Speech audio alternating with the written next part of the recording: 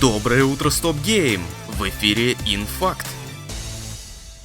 Французский журналист Goethe раскопал среди своих источников информацию о том, что создателей, наверное, последней годной игры от Ubisoft, Metroidvania Prince of Persia: The Lost Crown, распустили. Компании не понравились отчеты о продажах, и та решила не только отменить долгосрочное развитие тайтла, но и прекратить существование коллектива его создателей совсем. Ключевые сотрудники студии пытались убедить руководство дать им разрешение на разработку продолжения, но Ubisoft ответила отказом. Вместо этого разработчиков решили направить на более перспективные проекты. Что это за перспективные такие проекты у юбиков, мы знаем. Аватар, Star Wars Outlaws, Assassin и им подобные. В общем, грустно это все. Особенно учитывая, что The Lost Crown вообще-то удалась. Оценки у нее очень хорошие. У нас вот давеча на Бусти вышел ролик, во что авторы Stop Game играли летом. Так вот там Генка Воробьев рассказал, что прям залип в эту игру. Настолько неожиданно годной она оказалась. И ведь запусти юбики Пержу в Steam сразу, на релизе, и ее продажи были бы в разы выше. Но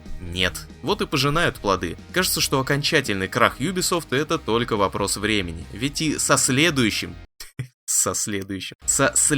релизом в виде Assassin's Creed Shadows у нее тоже не то что не все в порядке, а кажется вообще все не в порядке. Сначала скандал, потом перенос, отмена предзаказов, отказ от Season Pass'а. И теперь вот юбики сообщили, что не дадут обладателям коллекционного издания ранний доступ к игре, хотя изначально это обговаривалось. Казалось бы, мелочь, но эта мелочь распаляет и без того немалое опасение. А раз столько проблем у ключевой доильной франшизы Ubisoft, представьте, насколько же глубоки проблемы в самой компании.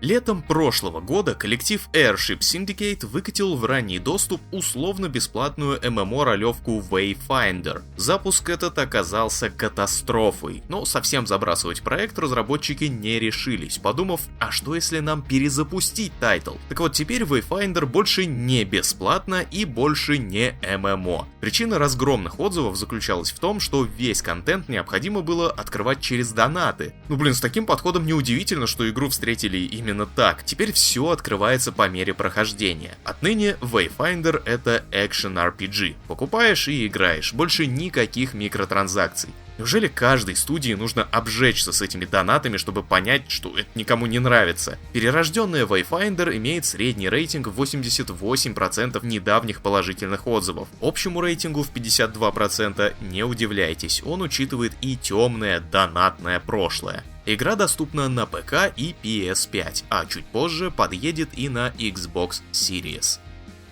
Авторы Age of Mythology Retold готовят к выпуску первое масштабное обновление, которое принесет с собой новый режим. Называется он Arena of the Gods. Режим состоит из 35 боевых миссий с испытаниями, которые можно будет пройти как в одиночку, так и в компании друзей. Завершив эти миссии, вы получите благословение богов, мощные умения, при помощи которых в ваших руках окажутся разрушительные волны Посейдона, молнии Тора, мудрость Одина и другие. Задания из нового режима разворачиваются в самых разнообразных локациях, от ледяной тундры до Черноморского побережья, и каждая из областей будет иметь свои условия, которые освежат игровой процесс. Обновление станет доступно 7 ноября.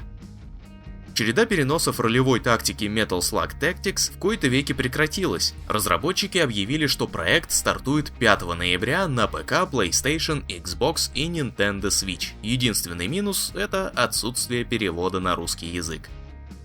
Если вы надеялись, что однажды Guerrilla Games все-таки вернется к некогда популярной серии Killzone, расслабьтесь. Расслабьтесь и перестаньте витать в облаках. Арт-директор студии Рой Постма в недавнем интервью заявил, что с Killzone они покончили. С франшизой было решено распрощаться еще после выхода Killzone Shadowfall в 2013. Вместо этого студия решила сосредоточиться на красочной и разнообразной, это цитата, вселенной Horizon, которая способна привлечь более широкую аудиторию.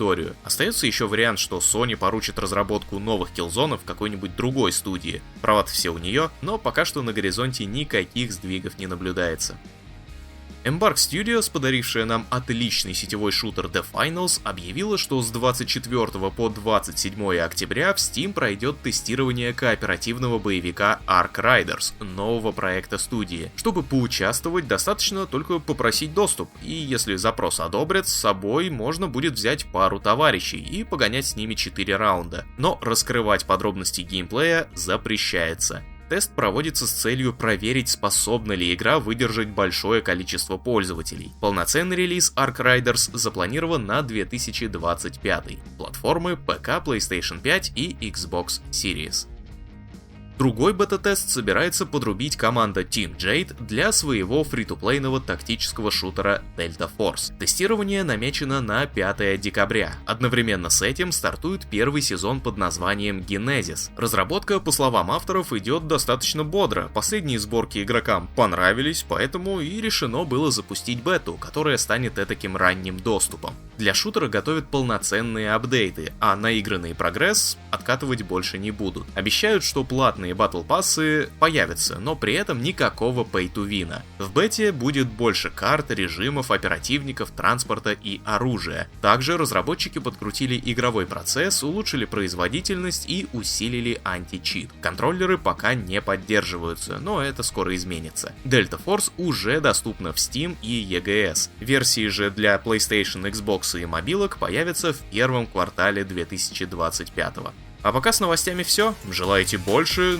Наш сайт к вашим услугам. Там же читайте текстовый обзор хоррора A Quiet Place: The Road Ahead от Кирилла Волошина и смотрите свежий видос Димы Карнова, поведавшего, как GZ Doom создал бумер-шутеры.